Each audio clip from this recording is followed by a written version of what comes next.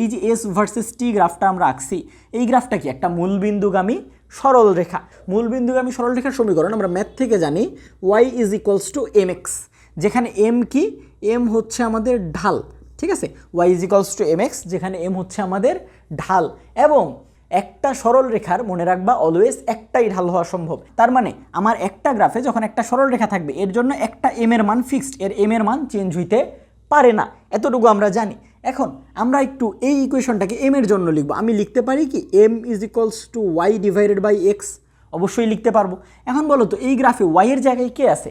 Y এর জায়গায় আছে আমাদের এস বা সরণ, তাহলে এস ডিভাইডেড বাই এক্সের জায়গায় কি আছে? এক্সের জায়গায় আছে সময় বা টাইম টি।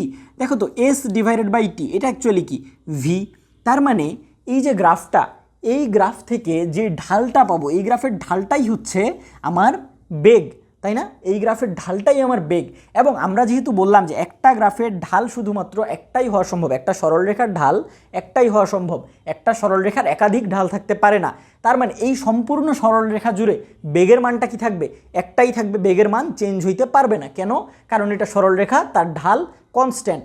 অতএব এই গ্রাফের ক্ষেত্রে বেগটা কি কনস্ট্যান্ট, বেগটা কেমন? কনস্ট্যান্ট বা সমবেগ। এই গ্রাফটার বেগটা কেমন? সমবেগ।